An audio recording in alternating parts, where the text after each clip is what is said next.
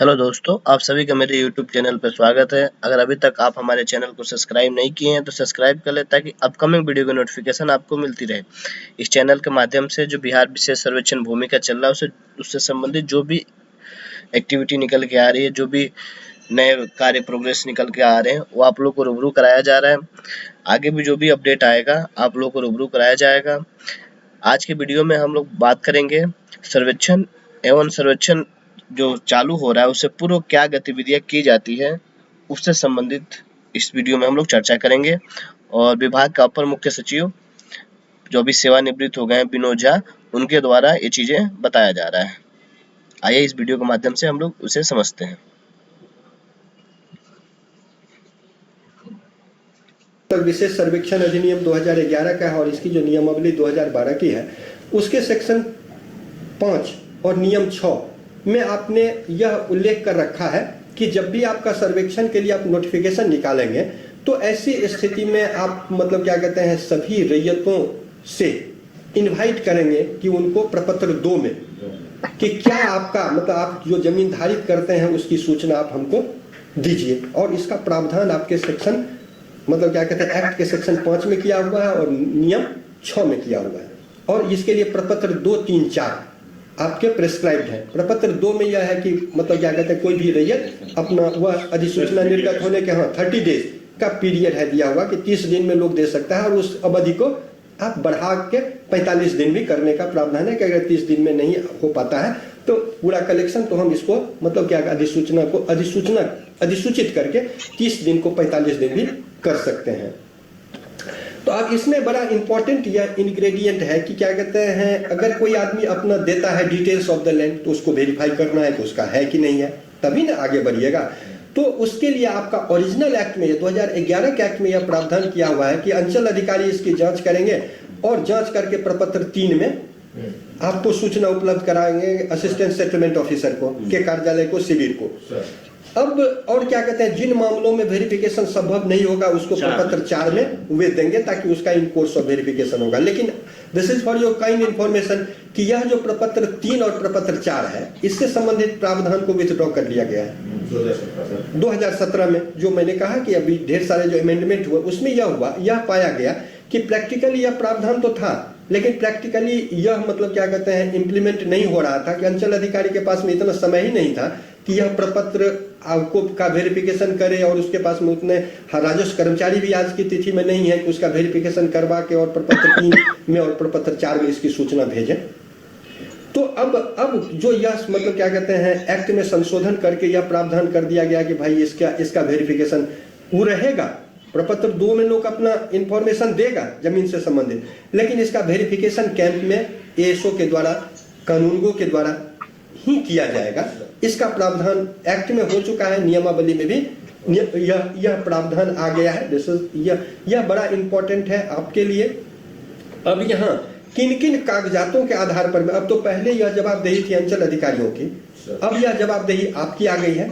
तो आपकी अगर आ गई है तो आपको बड़े मतलब क्या कहते हैं, क्या कहिएगा, बहुत सतर्कता से और बहुत मतलब समझदारी के साथ आगे बढ़ना पड़ेगा। तो उसके लिए हम मतलब व्यक्तिगत मेरा जो इस मामले में जो ओपिनियन है उससे हम अवगत करावेंगे आपको। हम चाहेंगे कि आपको थोड़ा एजुकेट करें कि आपको फायदा हो। उसके लिए जैसे मैंने अभी चर्चा की, तो सबसे इंपॉर्टेंट तो यह है कि हमारा जो जमाबंदी पंजी है, मान लीजिए हमको एज पर प्रोविजन प्रपत्र 5 में हमको मतलब एब्स्ट्रैक्ट ऑफ द खतियान बनाना है और प्रपत्र 6 में हमको खेसरा पंजी बनाना है। अब यहाँ पर मैं थोड़ा सा आपको हम यह भी बतलाना चाहेंगे कि हमारा खेसरा पंजी, एक और भी खेसरा पंजी का प्रावधान है। जैसे दाखिल खारिज के केस में हम आपको बतलाया कि दाखिल खारिज का प्रपत्र 1A है, दैट इज फॉर पिटीशन, कि दाखिल खारिज का कोई आवेदन देगा प्रपत्र 1A में। उसी तरह से प्रपत्र 1B है, वह है कंटिन्यूअस खतियान का प्रपत्र। प्रपत्र 2 है, वह है टीनेंट्स लेजर का मतलब जमाबंदी पंजी का प्रपत्र। अब प्रपत्र 3 है, वह है खेसरा पंजी का प्रपत्र। प्रपत्र 4 है जो आपको दाखिल खारिज का प्राप्ति रसीद देने का प्रपत्र। प्रपत्र 5 है दाखिल खारिज पंजी का संधारण का प्रपत्र। प्रपत्र 6 है जो रजिस्ट्रेशन ऑफिस में जो भी रजिस्टर्ड होंगे डीड उसकी सूचना आपको देना है। प्रपत्र 7 है कि रजिस्ट्रेशन ऑफिस से अलग हटके किसी भी न्यायालय में कोई आदेश पारित होता है तो उसकी सूचना आपको जाएगी। प्रपत्र 8 जैसा मैंने कहा कि कॉन्टैक्ट रजिस्टर है राजस्व कर्मचारियों का, प्रपत्र 9 में वह सूचना देगा अंचल अधिकारी को। प्रपत्र 10 में अंचल अधिकारी आदेश देते हैं सभी मामलों में कि भैया तुम जांच करके अपना जांच प्रतिवेदन समर्पित करो। प्रपत्र 11 और 12 आम सूचना और खास सूचना का प्रपत्र है। प्रपत्र 13 में वो अपना जांच करके प्रतिवेदन हल्का कर्मचारी और अंचल निरीक्षक देता है। प्रपत्र 14 शुद्धि पत्र का प्रपत्र है। फिर प्रपत्र 15 जो है वह कैंसिलेशन ऑफ जमाबंदी के लिए कोई आदमी पिटीशन देता है, उसका प्रपत्र है। तो लाइकवाइज यहाँ भी आपका प्रपत्र 2 है, प्रपत्र 3 है, प्रपत्र 4 है, फिर प्रपत्र 5 है खतियान का एब्स्ट्रैक्ट बनाने का। अब प्रपत्र 6 है जो खेसरा पंजी का प्रपत्र है। तो खेसरा पंजी आपको मेंटेन करना है यहाँ। तो हमारा यह मतलब कि यहाँ पर यह कहना है कि आपको एब्स्ट्रैक्ट ऑफ द खतियान और खेसरा पंजी ये दोनों कागजात आपको मतलब कि सर्वेक्षण कार्य गतिविधि प्रारंभ करने से पहले इस दोनों को अगर आप बना लेते हैं तो फिर आपको क्या कहते हैं, वह जो लोगों का प्रपत्र 2 में जो पिटीशन मतलब क्या कहते हैं दावा आवेगा कि मेरा यह जमीन है, मेरा ये जमीन है, मेरा ये जमीन है, उसके आधार पर उसको आप वेरीफाई करेंगे। लेकिन हमको लग रहा है कि इन दोनों कागजातों के आधार पर आप 100% मतलब कागजात मतलब इसको आप सही ढंग से नहीं आप वेरिफिकेशन कर सकते हैं। आपको यहाँ बहुत अच्छा आपके लिए यह हुआ है कि हर एक जमाबंदी को डिजिटाइज और कंप्यूटराइज कर दिया गया है। और अब जैसा मैंने आपको पहले ही कहा म्यूटेशन से संबंधित चर्चा के क्रम में कि अगर सक्सेशन म्यूटेशन और पार्टीशन म्यूटेशन जो जमीन खरीदता है, बहुत ज्यादा पैसा आज के डेट में जमीन की जो कीमत है लाखों लाख में जमीन का क्रय विक्रय होता है, करोड़ में भी होता है। तो वैसा आदमी मतलब निश्चित रूप से जमीन जब आदमी कोई क्रय करता है तो जब तक उसकी लगन रसीद नहीं करती है तब तक उसको मतलब जमीन का क्रय पूर्ण नहीं होता है। संतोष एक आदमी जब लगन रसीद कटवा लेता है तो उसको लगता है कि मेरा जमीन अब यह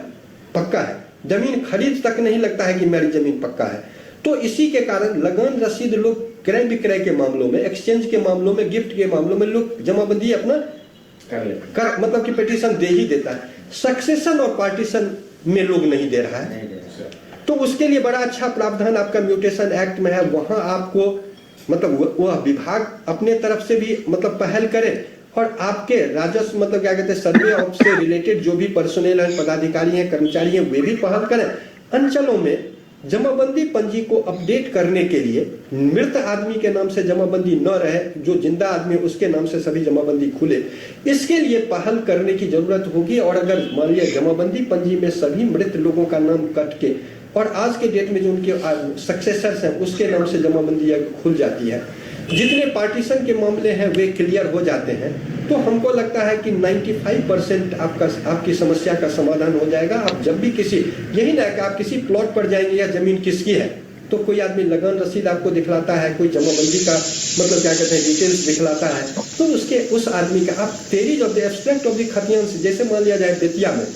गोपाल मतलब जिला राज्य का 38 जिलों में से मात्र 16 जिलों का खतियान रिविजनल सर्वे खतियान फाइनली पब्लिश्ड है। हुआ था 27 जिला में। This is for your information कि 27 जिला में रिविजनल सर्वे ऑपरेशन चला, लेकिन बहुत सारे ऐसे जिला हैं जहां की आज भी जैसे पटना जिला का सर्वे लगभग पूरा हुआ लेकिन खतियानों बना, लेकिन दैट इज नॉट फाइनल खतियान। वह मतलब क्या कहते हैं वह काम में नहीं है, उसकी कानूनी मतलब वैधानिक मान्यता नहीं है, उस आधार पर आप कोई राजस्व से संबंधित निर्णय नहीं ले सकते हैं। तो ऐसे में 27 जिला में जो मतलब क्या कहते हैं सर्वे एंड सेटलमेंट का काम चला, सुपौल गए थे वहां भी उन्होंने यही बतलाया कि वहां भी नॉट फाइनल खतियान है, लेकिन 16 जिला में ही फाइनल हुआ। अब हम मतलब एब्स्ट्रैक्ट की बात 23 की बात कर रहे थे। एब्स्ट्रैक्ट ऑफ द खतियान जो है, अगर आप मान लिया चला जाए बेतिया जिला में मतलब पश्चिम चंपारण बेतिया, पूर्वी चंपारण मोतिहारी, गोपालगंज, सीवान, जहां रिविजन कैडेस्ट्रल सर्विस का खतियान आज भी प्रचलित है, तो मोस्ट ऑफ द विलेजेस का आपको कहेगा कि खतियान है ही नहीं, मिलेगा ही नहीं। दूसरी बात कि अगर वह खतियान मिल भी जाता है तो इतना वह चेंजेज हो गया है, इतने हाथ मतलब क्या कहते हैं इसने बेचा उसको, उसने बेचा उसको, ऐसी स्थिति में आपको 60-70% जो आप एब्स्ट्रैक्ट बनावेंगे खतियान का, उससे आप मतलब वह आधार आपको काम करने का नहीं हो सकता है, क्योंकि खतियान जो जिसके नाम से था उसके बाद में बहुत सारे परिवार। हाँ, अब मानिए मतलब 1916 ईस्वी, 1914 ईस्वी, 1915 ईस्वी में खतियान बना, 104 साल गुजर गया, तो इट इज बात नेचुरल की बहुत सारे हैंड्स वह यहाँ से वहाँ गया है। तो हमारा यह कहना था कि जो जमाबंदी पंजी को अगर अपडेट करने की दिशा में कार्रवाई हो, जमाबंदी पंजी में जो सक्सेशन के मैटर्स हैं, पार्टीशन के मैटर्स हैं, प्लस अभी जो हम लोगों ने पहले सामान्यतः यह अवधारणा थी या है भी कि सरकारी जमीन की जमाबंदी नहीं होती है। सरकारी गैर मजरूआ आम खास जमीन को केवल लोग एक पंजी में संधारित करके ये गैर मजरूआ आम जमीन का पंजी है या खास का पंजी है या सैरात का पंजी है, अंचल में जब जाएंगे तो आप पाएंगे कि यह सब है। लेकिन वह मतलब क्या कहते हैं, वह गलत सोच है। उसके लिए अभी जो आपको सर्वे का भी जो अमेंडमेंट हो रहा है उसमें भी यह लगन के बारे में यह दे दिया गया कि हम नॉमिनल रेट ही रखेंगे, लेकिन हम सरकारी जमीन का भी रेट रखेंगे 1 रुपया। मान लीजिए हम अन्य मामले में 50 रुपया रखे हैं प्रति एकड़ लगन, तो हम सरकारी जमीन में 1 ही रुपया रखें token. But that is there कि हर एक सरकार मतलब क्या कहते हैं, जितने विद्यालय है अगर उसकी जमाबंदी शिक्षा विभाग के नाम से खुल जाती है, जितने primary health centre sub centre है उसकी जमाबंदी अगर स्वास्थ्य विभाग के नाम से खुल जाती है, जितने रोड है उस सब की जमाबंदी अगर मान लीजिए मतलब क्या कहते हैं रोड कंस्ट्रक्शन डिपार्टमेंट के नाम से खुल जाती है, जितने बिल्डिंग्स हैं सरकार के सचिवालय मतलब सचिवालय से लेकर समाहरणालय अनुमंडल ब्लॉक उस सब की जमाबंदी पीडब्ल्यूडी बिल्डिंग या जो जिस विभाग का मान लीजिए ब्लॉक का मालिक मतलब ग्रामीण विकास उसके नाम से खुल जाती है, तो आपको जमीन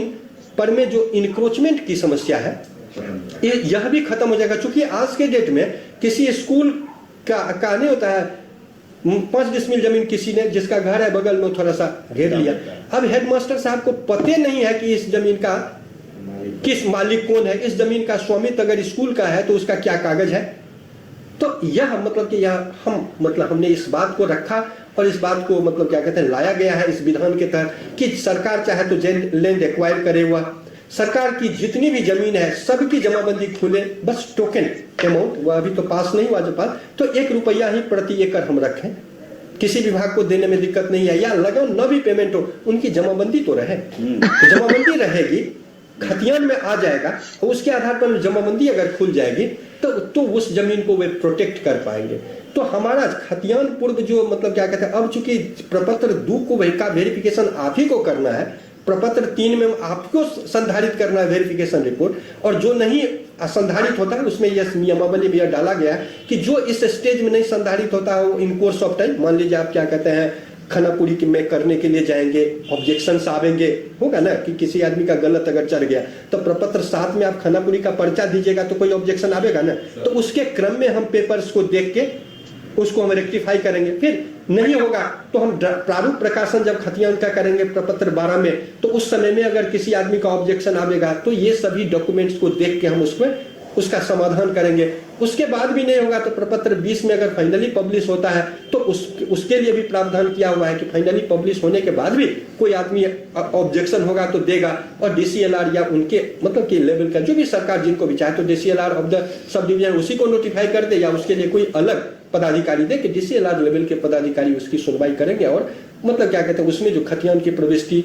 में चेंज करने का, उसमें सुधार करने का जो भी आदेश होगा उसके तहत होगा। तो वहां हमारा ये सोच था कि ये सभी के सभी फाइनली पब्लिश होने के बाद डीसीएलआर देखेंगे, लेकिन फाइनली पब्लिश होगा वहां तक तो सभी गतिविधि एएसओ और कानूनगो की है। खानापुरी का पर्चा जो देंगे तो वह भी आप ही को उसकी मतलब वैधानिकता को की जांचना है। फिर आपको प्रपत्र 12 में जो प्रारूप प्रकाशन होगा उसकी भी वैधानिकता को आप ही को जांचना है अगर कोई ऑब्जेक्शन आता है। तो हमारा मतलब कि यह सोच है कि एब्स्ट्रैक्ट ऑफ द खतियान और खेसरा पंजी के साथ साथ जमाबंदी पंजी को अपडेट किया जाए, जमाबंदी पंजी में सभी विभागों के जमीन को डाल दिया जाए, तो हमारा जो सर्वे का ऑपरेशन होगा उस समय में हो जाएगा, अच्छा होगा। हम मतलब क्या कहते हैं we will be near accuracy. अब सरकारी जमीन के बारे में थोड़ी सी जानकारी आपको देना चाहेंगे कि आप मतलब क्या कहते हैं सर्वे ऑपरेशन करने जा रहे हैं। यू मस्ट नो, अगर आप जमीन के नेचर को समझ गए, हम यह समझते हैं तो 40% रेवेन्यू का आप समझ जाएंगे। आप कितना भी रेवेन्यू की किताब एक्ट नियमावली को पढ़ लीजिएगा और जमीन के डिस्टिंक्शन को नहीं समझे तो फिर आप मतलब क्या कहते हैं निर्णय आप सही नहीं ले सकिएगा। आप ठीक है आप जानते हैं सब कुछ, बट जमीन के नेचर को आप समझना पड़ेगा। तो थोड़ा सा हम आपको यहाँ उसको बतलाना चाहेंगे, उसके डिस्टिंक्शन को आपको बतलाना चाहेंगे। वह इसको मोटा मोटी मतलब कि जमीन का डिस्टिंक्शन 2 है, सरकार के स्वामित्व की जमीन और रैयतों के स्वामित्व की जमीन है ना, रैयती जमीन जिसको कहते हैं और सरकारी जमीन कहते हैं। अब हम ज्यादा जमीन रैयती है, इट इज बट नेचुरल कि रैयत के मतलब क्या कहते हैं रैयत के नाम से आपने खाता खोला खानापुरी के और फाइनली पब्लिश तक वह रैयत के नाम से मतलब क्या कहते हैं वह रह गया। सेक्शन 11-12 के तहत आप मतलब क्या कहते हैं अंचल को एक कॉपी खतियान का दिया और उस रैयत के नाम से जमाबंदी खुल गई, वहां तो बड़ा अच्छा है वहां तक। अभी तक हम सरकारी जमीन की जमाबंदी नहीं खोल रहे थे, जिसका प्रावधान हम लोगों ने किया है और मतलब क्या कहते हैं उसका लगान भी कि दर भी उसमें डाल दिया गया है। अब हम यहाँ आपको यह कहना है कि जो सरकार की जमीन है उसके डिस्टिंक्शन को थोड़ा समझना पड़ेगा। उसमें यह है कि जैसे गैर मजरूआ मालिक जमीन है जो सबसे ज्यादा जो मतलब आपको मिलेगा, सरकार की जमीन में सबसे ज्यादा एकरेज, सबसे ज्यादा भूभाग आपको मिलेगा गैर मजरूआ मालिक जमीन का। तो गैर मजरूआ मालिक जमीन के लिए जैसे मैंने कहा कि 2-3 बातें बड़ा इंपॉर्टेंट है कि उसको मैं रिपीट केवल कर रहा हूं, मतलब इस परिप्रेक्ष्य में कि जो भूतपूर्व मध्यवर्ती ने बिहार लैंड रिफॉर्म्स एक्ट के आने से पहले 1/46 का एक कट ऑफ डेट दे दिया गया कि रजिस्टर्ड पट्टा से किसी आदमी को जमीन बंदोबस्त कर दिया, किसी को जमीन दे दिया, भूत अधिकार था गैर मजरूआ मालिक के मामले में, तो वह जमीन उसकी मानी जाएगी, वह रैयती हो गई, वह गैर मजरूआ मालिक के कैटेगरी में नहीं आएगा। नंबर 2 कि किसी भूतपूर्व मध्यवर्ती ने सादा हुक्मनामा के माध्यम से किसी को जमीन दिया, गैर मजरूआ मालिक जमीन, और उसका मतलब कि उसने रिटर्न भी दिया अपना, और रिटर्न में उसका उल्लेख किया कि हाँ इसका हम मतलब यह जमीन इनके नाम से बंदोबस्त किया, इसका लगान इतना हम इनसे एनुअल पाया, लगान रसीद भी उनको मैंने निर्गत कर दिया है। तो ऐसी स्थिति में 1/46 के पहले का अगर है तो ऐसी स्थिति में और 1954-55 अगर रिटर्न के आधार पर जमाबंदी खुली जैसे खतियान के आधार पर खुलेगी, तो 2020 में अगर खतियान के आधार पर खुलेगी तो सभी खतियान के आधार पर खुल जाएगा ना। ऐसा तो नहीं ना होगा कि जो 5 को छूट जाएगा जो 2025 में खुलेगा। तो लाइकवाइज अगर 55-56 से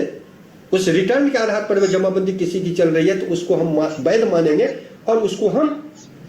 मतलब उसको हम गलत नहीं मानेंगे, वह रैयती के एग्जैक्टली वह रैयती के कैटेगरी में आ जाएगा, रैयती जमीन के कैटेगरी में, सरकारी कैटेगरी से चला जाएगा रैयती कैटेगरी में। क्लियर है। अब तीसरा इसका है इंटीग्रेटेड कि मान लिया जाए स्वतंत्र मतलब कि वेस्टिंग के बाद अनुमंडल पदाधिकारी ऑफ दिस सब डिवीजन उनको यह अधिकार दिया गया कि आप सक्षम श्रेणी मान लीजिए BC annexure 1, BC annexure 2, scheduled caste, scheduled tribe के अगर लोग भूमिहीन हैं, उनके पास में कोई जमीन नहीं है, भूमिहीन की श्रेणी में जो हमारा बिहार सरकार की परिभाषा, अगर उस श्रेणी में वे आते हैं तो ऐसी स्थिति में उनको आप मतलब उतनी जमीन खेती के लिए बंदोबस्त कर सकते हैं जो उनकी अपनी धारित जमीन और सरकार द्वारा दी गई जमीन 2 एकड़ से ज्यादा नहीं होनी चाहिए। 1 एकड़ तक तो कोई आदमी भूमिहीन की श्रेणी में है कि किसी को मान 90 डिसमिल जमीन है तो ही इन दी कैटेगरी ऑफ लैंडलेस। अब उसको वह हकदार है, अगर उसी गांव में जमीन अगर गैर मजरूआ मालिक है और क्या कहते हैं उसकी बंदोबस्ती SDO को करना है तो देखेंगे कि किसके पास में 1 डिसमिल जमीन नहीं है, फिर देखेंगे कि किसके पास 10 डिसमिल है, 50 डिसमिल है, लेकिन वे उतनी ही जमीन बंदोबस्त करेंगे। बंदोबस्ती का यह प्रिंसिपल है कि वह किसी भी हालत में 2 एकड़ से ज्यादा नहीं होगा और होम स्टेट पर्पस के लिए उतनी ही जमीन देंगे कि 12.5% से वह ज्यादा गैर मजरूआ मालिक की बात मैं कर रहा हूं। तो यह मतलब कि और ये अगर अनुमंडल पदाधिकारी उसको बंदोबस्त कर देते हैं तो थोड़ा सा यहाँ यह आप समझेंगे कि उसमें यह उस बंदोबस्ती के पर्चा में ही लिखा रहता है कि यह जमीन हाँ मतलब कि ट्रांसफरेबल नहीं है या इनहेरिटेबल है। तो इसकी मान्यता तो थोड़ा सा जमींदार ने जिसको बंदोबस्त किया गैर मजरूआ मालिक जमीन वह ट्रांसफरेबल इनहेरिटेबल के साथ साथ ट्रांसफरेबल भी है। क्लियर है। लेकिन जिसको अनुमंडल पदाधिकारी ने बंदोबस्त किया वह जमीन इनहेरिटेबल है, ट्रांसफरेबल नहीं है। अगर वो इसी जमीन को कोई आदमी बेच देता है, उस बिक्री के आधार पर दाखिल खारिज भी हो गया और उसकी जमाबंदी भी खुल गई, तो राजस्व एवं भूमि सुधार विभाग ने क्लियर कट आदेश निकाल दिया है कि वैसी जमाबंदी को एडिशनल कलेक्टर रद्द करेंगे, वैसी बंदोबस्ती को पहले बंदोबस्ती रद्द होगा, कलेक्टर ऑफ द डिस्ट्रिक्ट वैसी बंदोबस्ती को रद्द करेंगे और जमाबंदी को एडिशनल कलेक्टर रद्द करेंगे और उस जमीन को पुनः सरकार में ले लिया जाएगा और सरकार उसको जिसको चाहे फिर मतलब क्या कहते हैं सक्षम श्रेणी के को बंदोबस्त करेगी। तो ये हो गया आपको मतलब क्या कहते हैं दिस इज अबाउट गैर मजरूआ मालिक जमीन। अब दूसरा कैटेगरी है जो इंपॉर्टेंट है वह है गैर मजरूआ आम जमीन का। गैर मजरूआ आम जमीन का के बारे में स्पष्ट प्रावधान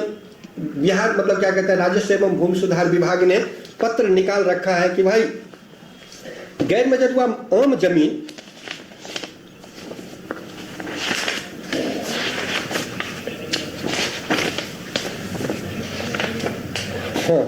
गैर मजरूआ आम जमीन के बारे में राजस्व एवं भूमि सुधार विभाग का पत्रांक 1857 दिनांक 18/5/1982 बड़े ही प्रासंगिक है। इसके 18/5/82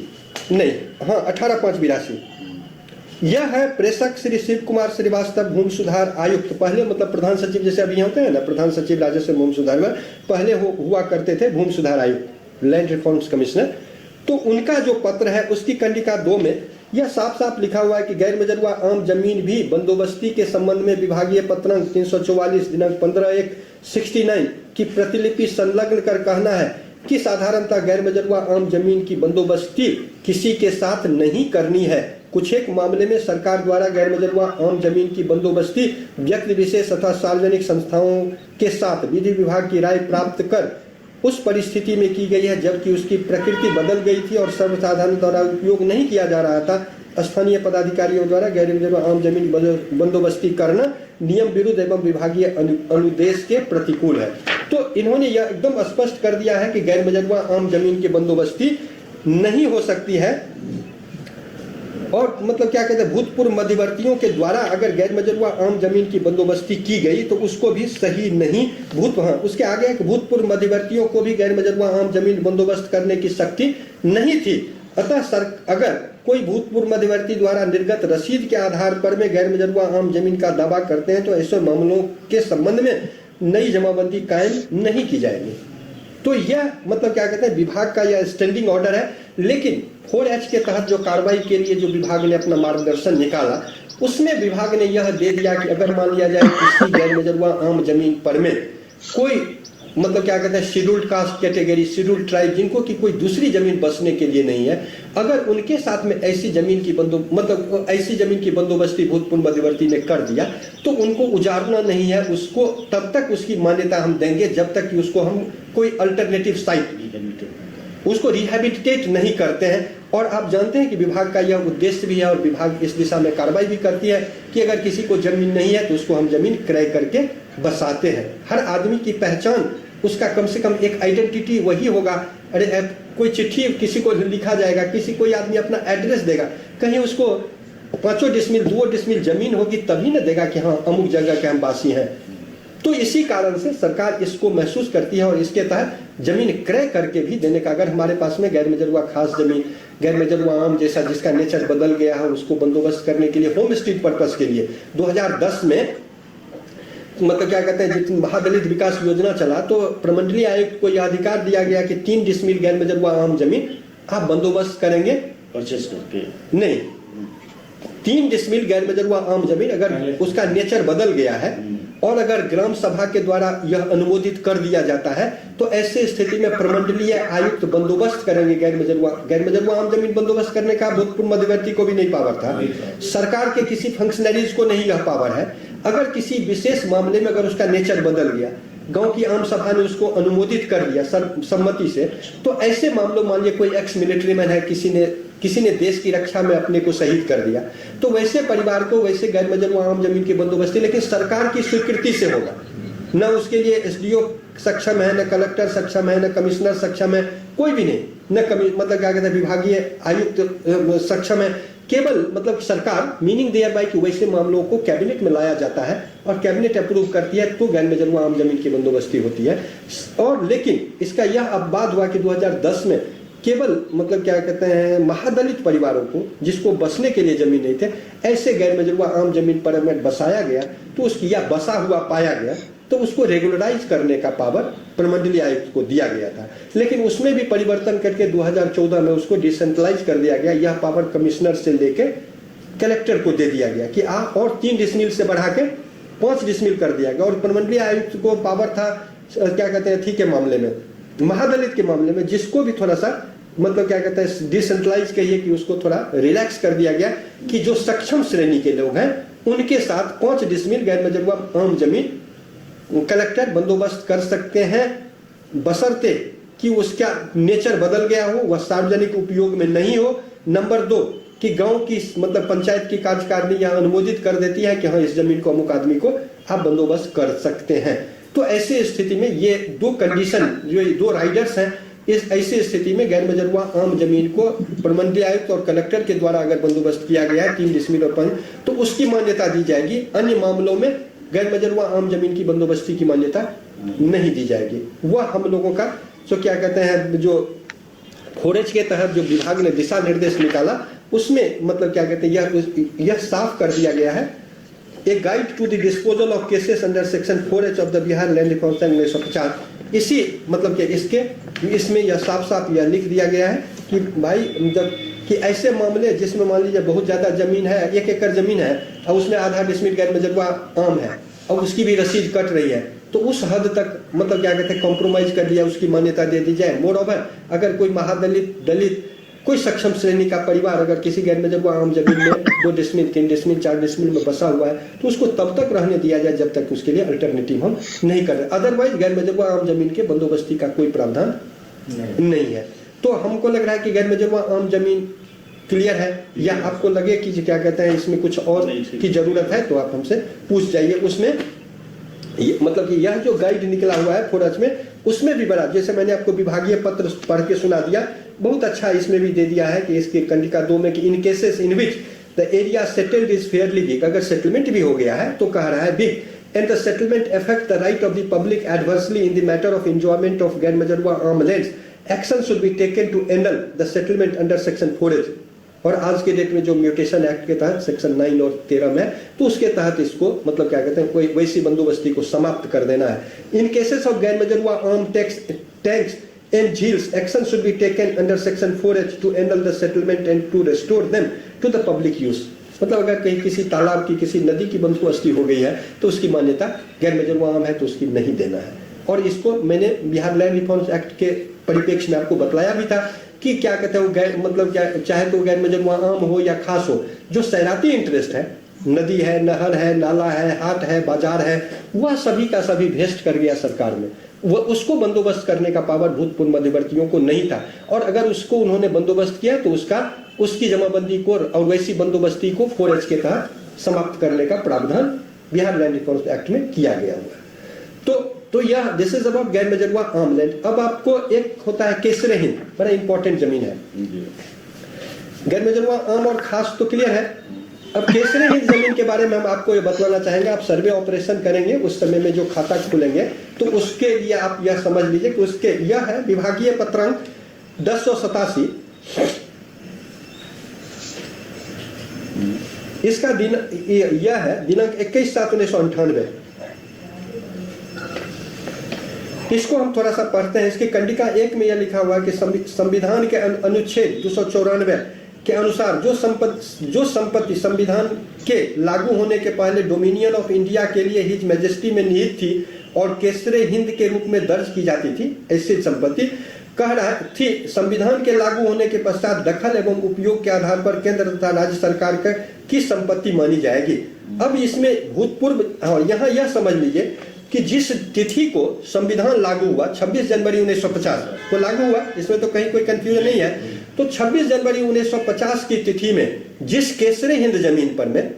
इस डेट से पहले केसरे हिंद जमीन थी भारत सरकार की, नाम भी इसका है केसरे हिंद। तो लेकिन यह हुआ कि चूंकि यह मतलब कि अष्टम सूची में मतलब जमीन डाल दिया गया राज्य के अथी में अधिकार क्षेत्र में, तो इसी के कारण 26 जनवरी 1950 को जब संविधान लागू हो गया तो इट वाज बट नेचुरल कि जो केसरे हिंद की ऐसी जमीन जिस पर में केंद्र सरकार का दखल एवं कब्जा था, जैसे मान रेलवे लाइन बना के, रेलवे स्टेशन बना के, कोई गेस्ट हाउस बना के, जीटी रोड बना के, NH बना के, तो वह रह गया भारत सरकार का, और शेष केसरे हिंद की जितनी जमीन थी वह सब आ गया राज्य सरकार के जिम्मे। तो और यहाँ पर में एक चीज और भी समझ लेना आपको आवश्यक है, उसकी कंडिका 2 में यह लिखा हुआ है कि भूतपूर्व जमींदारों द्वारा आजादी के पूर्व केसरे हिंद भूमि की बंदोबस्ती की मान्यता नहीं की जानी चाहिए क्योंकि कोई भी व्यक्ति अपना ही हक हस्तांतरित कर सकता है जब केसरे हिंद का स्वामित्व भूतपूर्व जमींदार से प्राप्त नहीं था, उसकी बंदोबस्ती करना अवैध कार्रवाई की श्रेणी में मानी जाएगी। वह यह बेसिक प्रिंसिपल या नेचुरल जस्टिस का यह है कि भाई जो सामान आपका है वही आप किसी को दे सकते हैं। केसरे हिंद जमीन पर में भूतपूर्व मध्यवर्तियों का कोई हक और अधिकार नहीं था, इसीलिए अगर केसरे हिंद जमीन की बंदोबस्ती कहीं की जाए मतलब किया जाना पाया जाता है तो उसकी भी मान्यता सर्वे ऑपरेशन के क्रम में आप नहीं देंगे। एग्जैक्टली। खास महाल की जमीन, खास महाल की जमीन आपको टाउनशिप में मिलेगा। वह इसलिए कि खास महाल इसका नाम ही है कि जो मतलब क्या कहते हैं, भारत के जो एक्स रूलर्स थे, ब्रिटिशर्स थे, तो उन लोगों के उपयोग के लिए, उनके रेजिडेंशियल पर्पस के लिए जो जमीन ईयरमार्क किया गया शहरों में, उसका नाम दिया गया खास महाल। खास महाल की वह उनके मतलब कि खास उपयोग की जमीन थी। तो खास महाल की जमीन को सेटल करने का, चूंकि यह शहरी क्षेत्र में है, तो ऐसे भी आप यह जानते हैं कि शहरी क्षेत्र में जमीन की बंदोबस्ती नहीं होती है, शहरी क्षेत्र में बासियत का पर्चा नहीं दिया जाता है। तो इसी के कारण मतलब क्या कहते हैं, यह खास महाल की जमीन की बंदोबस्ती का कोई प्रावधान नहीं है, इसके कोई प्राधिकार बंदोबस्ती के नहीं है। लेकिन विभाग से अनुमति प्राप्त करके, विभाग से आदेश प्राप्त करके मतलब इसको लीज आउट किया गया था पटना में। हमको लगता है कि 30% पटना शहर का की जो जमीन है वह खास महाल की जमीन है। वह आप चले जाइए पुराने मतलब क्या कहते हैं आपको, हम लोगों का जो हाँ जूझ जो है उस मोहल्ला में चले जाइए, सालिमपुर आहरा है, उस मोहल्ला में चले जाइए तो आपको मतलब कि राजेंद्र नगर के बोर्डरी जो हाँ कदम कुआं, एग्जैक्टली खास महल एरिया ही है। हाँ एग्जैक्टली, कुछ खास महल का एरिया है। तो यहाँ मतलब कि ऑन एन एवरेज हमको लग रहा है कि 30 से 35% जो है पटना की जमीन वह खास महल की जमीन। देखिए बहुत लोगों को इस जमीन को लीज में दिया गया हुआ है, लेकिन यहाँ अब थोड़ी सी मतलब यह कठिनाई आ गया कि लीज समय से लोगों का रिन्यूअल नहीं हुआ, और इसको फ्री होल्ड करने के लिए लोगों ने मतलब 2011 में सरकार ने खास महाल की नई नीति बनाई। उसमें उनसे सलामी और एनुअल रेंट की बात थोड़ा सा ज़्यादा हैवी रख दिया गया। 5% ऑफ द मतलब क्या कहते हैं कॉमर्शियल वैल्यू, और उसका जो वैल्यूएशन होगा उसका परसेंटेज कर दिया गया कि आपको एट ए टाइम जमा करना पड़ेगा, तो हम आपका लीज रिन्यूअल करेंगे। तो उसके अगेंस्ट में हाई कोर्ट यहाँ पर खास महाल सिटीजन्स वेलफेयर सोसाइटी करके है कोई, उन लोगों ने हाई कोर्ट में अपना केस कर दिया। तो हाई कोर्ट में जो हम लोगों का 2011 की लीज नीति थी उसको निरस्त कर दिया। मतलब टोटल नहीं निरस्त किया, उस हद तक इसको मतलब निरस्त कर दिया। उसमें यह लिख दिया कि आप नए जो आप रिन्यूअल करिएगा तो आपको पुराना जो शर्त था, ये तो आप ऑलरेडी लीज आउट कर चुके हैं, तो आप पुनः जो लीज आउट करिए मतलब लीज का रिन्यूअल करिएगा तो आप नया कोई शर्त नहीं दे सकते हैं। जो पुराने शर्त पर में आपने लीज को दिया था या रिन्यूअल किया था उसी शर्त को आपको पालन करना पड़ेगा। लेकिन हाई कोर्ट के ऑर्डर के अगेंस्ट में सुप्रीम कोर्ट में मामला दायर हुआ SLP, और उसमें स्टेटस को का ऑर्डर पारित है जो अभी यथास्थिति बनाए रखना है। तो हमारा यही कहना है कि आज के डेट में मतलब क्या कहते हैं, अगर आप जब भी आपको खास महाल की कोई जमीन मिलेगी तो जिनके नाम से लीज है वह लीज के रूप में ही रहेगा, वह ऑनर के रूप में नहीं लिखाएगा, जब तक कि कोई जो नया जो प्रावधान हम लोग का मतलब खाता खास महल के नाम से। एग्जैक्टली। और हम लोग का 2011 की जो एग्जैक्टली नहीं लीज के आधार पर दखल, मानिए मैंने आपको पहले ही कहा कि हाँ गैर मजरूआ जमीन पर हमने किसी ने घर बना लिया, कोई उसको कोई कागजात नहीं है तो उसमें कुछ नहीं लिखेंगे, बस बिहार सरकार की जमीन। ये एक खाता में हो गया सर, अगर इनको लीज पर पूर्व में मिला एग्जैक्टली तो हाँ तो उसका उल्लेख होगा। लेकिन अन्य मामलों में जिसमें कोई लीज ने उसमें कोई उल्लेख नहीं होगा कि क्या मतलब कि घर बना के है, अवैध है, यह है वह है, कुछ नहीं। वही सरकार मालिक और आम में भी है कि कुछ नहीं लिखा, यही कह रहे थे। तो यही चीज हम भी कह रहे हैं कि इसको हम लोग अगर उन लोगों का नाम लिखने रहेंगे तो 1 इंच जमीन भी सरकार की नहीं बचेगी, समझ गए। और किसी ने अगर मतलब क्या कहते हैं दखल कर लिया तो अवैध है ना, वह इंक्रोचमेंट एक्ट के तहत वह रिमूवल, उसको तो that is subject to removal. ऐसा तो नहीं है कि उसको हम रेगुलराइज कर देंगे,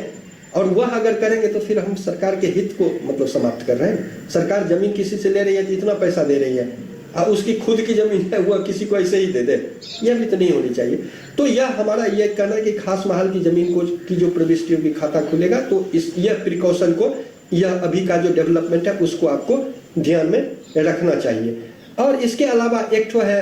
क्या कहते हैं, हो गया खास महल, हो गया केसरे हिंद, हो गया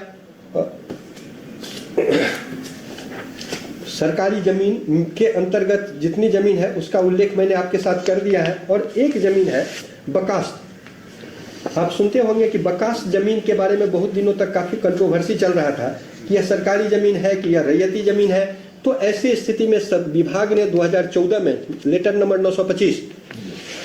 और 11/11/14 में गैर मजरूआ मालिक सरकारी भूमि बकास्त भूमि पर रैयती दावों के निष्पादन के संबंध में एक मतलब क्या कहते हैं सरकार ने संकल्प निकाला। वह उसका नंबर है 925 11/11/14। और इसमें बकास जमीन के जो गैर मजरूआ मालिक जमीन के जैसा मैंने कहा कि इसमें मतलब गैर मुजर्रबा मालिक जमीन के संबंध में एक बड़ा ही और भी इंपॉर्टेंट चीज इसमें डाल दिया गया है। वह यह है कि लोग सामान्यतः यह चर्चा करते हैं कि 30 साल से जमीन के दखल में है तो इनका एडवर्स पोजीशन हो जाएगा। सामान्यतः मतलब कि रेवेन्यू के जानकार इस चीज का उल्लेख करते हैं, लेकिन बड़ा अच्छा इसमें इस बात को क्लियर कर दिया गया है कि गैर मुजर्रबा मालिक जमीन पर एडवर्स पोजीशन तभी क्रिएट करेगा 30 साल के बाद जबकि उसको कोई सरकार द्वारा कोई ग्रांट उस जमीन के बाबत कुछ दिया गया हो। इसको आप थोड़ा सा मतलब इस लाइन को केवल हम सुन के आपको पढ़ के सुना देते हैं। मालिक के बारे में एडवर्स पोजीशन या किस मतलब यह सुन लीजिए, या किसी भी सरकार के किसी भी नेचर की जमीन हो, कोई आदमी एडवर्स पोजीशन का दावा तभी करेगा जब उसको कोई सरकार द्वारा कोई ग्रांट दिया गया। अगर कुछ नहीं दिया हुआ है तो सुन लीजिए, बड़ा अच्छा है इसमें। किसी गैर मुजर्रबा मालिक भूमि पर किसी का दखल कब्जा पाया जाता है तो एडवर्स पोजीशन के तर्क को स्थापित करने के लिए दावाकर्ता को यह दिखाना होगा कि उन्होंने अथवा उनके पूर्वजों ने कब प्रश्नगत भूमि के वास्तविक मालिक अथवा उसके पूर्वजों को बेदखल किया ताकि एडवर्स पोजीशन के स्टैट्यूटरी पीरियड की गणना हेतु प्रारंभ की तिथि निर्धारित की जा सके। सरकार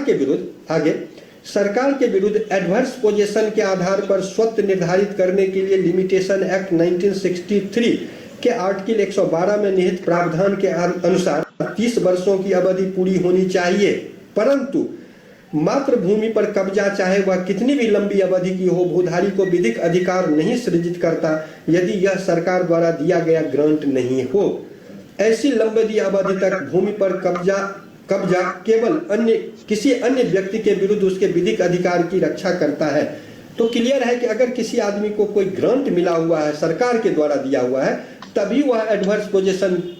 का दावेदार हो सकता है। अगर कोई ग्रांट नहीं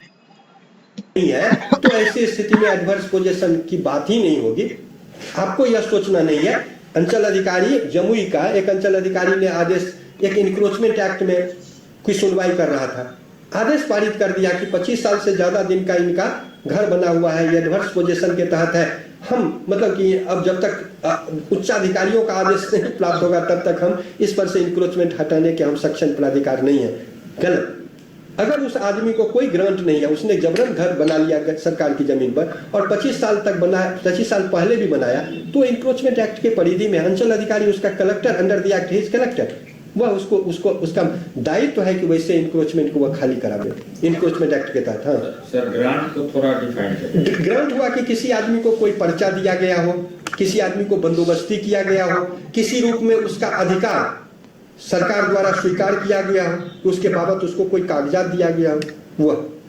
कोई भी मतलब क्या कहते हैं, सरकार ने किसी आदमी के स्वामित्व को स्वीकारते हुए किसी गैर मुजर्रबा मालिक जमीन का कोई कागजात किसी को दिया है, तो अगर उसके पास में है तो आज हम वह अगर वह एडिशनल कलेक्टर को उसका जमाबंदी रद्द करना चाहेंगे तो वहां वह दिखला सकता है कि तो आप ही ने मुझे ग्रांट दिया था। बकास्त भूमि थी, हमने पहले भी क्लास में आपको बताया था कि बकास्त भूमि है वह भूतपूर्व मध्यवर्तियों के अपनी मतलब एक तो उनकी अपनी रैयती जमीन थी जो खतियान में उनके नाम से दर्ज था, और बकास्त भूमि जो मान लिया जाए कोई किसी रैयत का कोई उत्तराधिकार नहीं रहा और वह जमींदार ने अपने नियंत्रण में ले लिया, उस पर में दखल कब्जा कर लिया, उस पर में खेती करना प्रारंभ कर दिया।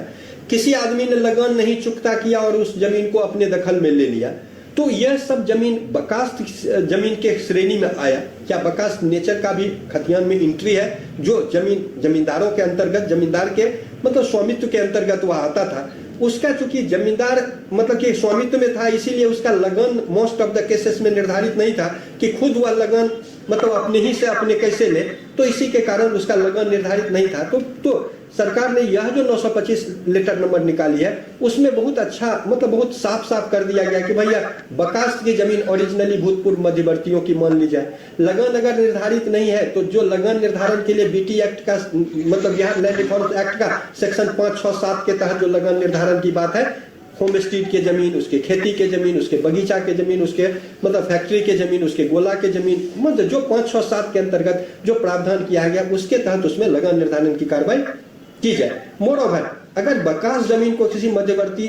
भूतपूर्व जमींदार ने किसी को रजिस्टर्ड डीड के आधार पर में अगर किसी को ट्रांसफर कर दिया है तो वह उसकी जमीन मान ली जाए। लगान नहीं निर्धारित है तो फिर लगान निर्धारण के लिए वह अब जमींदार की जमीन नहीं रही, अब किसी रैयत की जमीन है। तो हम लोगों ने जो जमीन बिहार टेनेंसी एक्ट में संशोधन किया है उसके तहत DCLR उसमें भी है अथॉरिटी, इसमें भी है, लेकिन यह BT एक्ट के तहत इसका लगान निर्धारण की कार्रवाई की जाएगी। अंचल अधिकारी अभिलेख संधारित करेंगे, जांच करेंगे, प्रतिवेदन देंगे कि हाँ भूतपूर्व मध्यवर्ती से इन्होंने खरीद रखा और इस पर इनका पोजेशन है, इसका मतलब क्या कहते हैं लगान निर्धारित की जाए। अगर किसी का लगान निर्धारित है तो लगान रसीद उसका निर्गत होगा और उसको प्लस मोर ओवर एक और भी शर्त दिया हुआ है कि भूतपूर्व मध्यवर्ती पहले लोहार रखता था, कमार रखता था, नहीं होता है, खेत में काम करने वाला रखता था, कोई मवेशी को खिलाने वाला रखता था, तो वह कह रहा है कि अगर किसी भूतपूर्व मध्यवर्ती ने सर्विस ग्रांट के तहत